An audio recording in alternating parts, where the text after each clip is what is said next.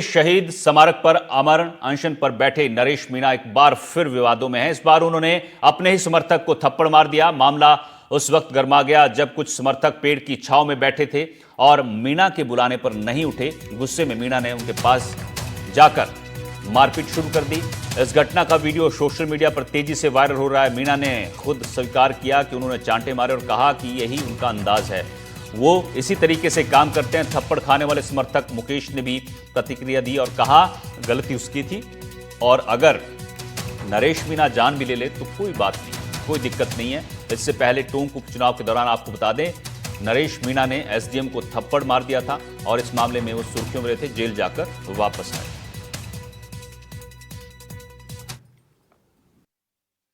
ये मुकेश है, पागल है।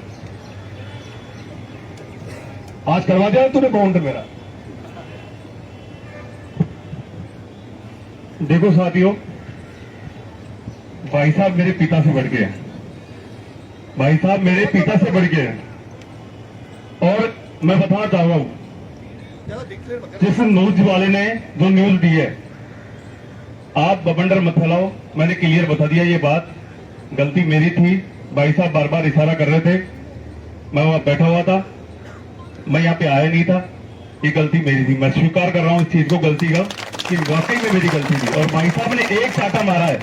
मैं तो भाई साहब ये कहना चाह रहा हूं, अगर आप मेरे को मार भी दोगे तो ये मुकेश शर्मा आपके लिए तैयार है। मरते दम तक मुकेश शर्मा नरेश भाई साहब के लिए तैयार है। लास्ट टाइम में भी नरेश भाई साहब को याद करोगे मुकेश शर्मा। तो मीणा का अंदाज फिर सुर्खियों में है। सुशांत पारिक हमारे सहयोगी जुड़े हुए हैं। सुशांत, नरेश मीणा मानने वाले नहीं है। हाईकोर्ट के आदेश के निर्देश के बाद वो फिर से वही काम कर रहे हैं जो उन्होंने इससे पहले किया है। पहले एसडीएम को थप्पड़ मारा, जेल गए, झालावाड़ में राजकार्य में बाधा डाली, फिर जेल गए। अब यहां पर अपने समर्थक को थप्पड़ मार दिया और कह रहे हैं कि मेरा यही अंदाज है, मैं ऐसे ही काम करता हूं। और अब वो 11 बजे सीएम आवास की तरफ भी कूच करेंगे।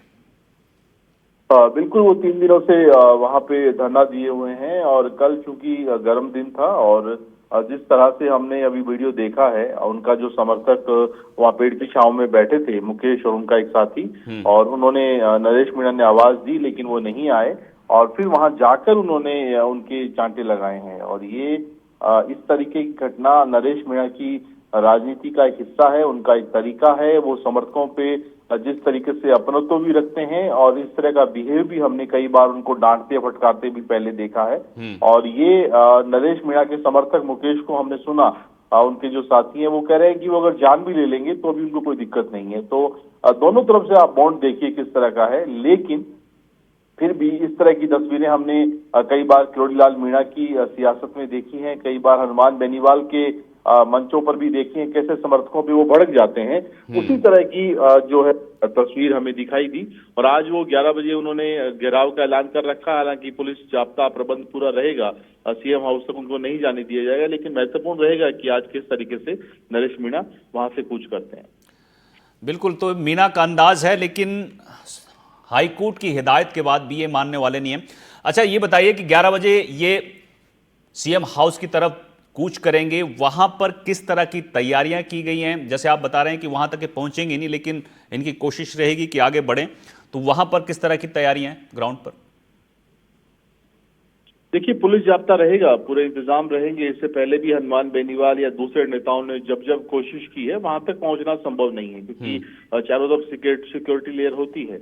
और नरेश मीणा की जो अभी धरनास्थल पे कितने लोग पहुंचेंगे, किस तरीके से क्या रुख रहेगा, उस पर डिपेंड करेगा कि पुलिस जाब्ता कितना ज्यादा होगा। हालांकि एहतियातन आज सुबह से ही सीएम हाउस के बाहर और उस रूट पर जाने वाले जो रास्ते हैं उनको सील करके वहां पे पहले से बैरिकेडिंग और पुलिस जाब्ता तैनात कर दिया गया है। ठीक है सुशांत, बहुत बहुत शुक्रिया आपका इस जानकारी के लिए।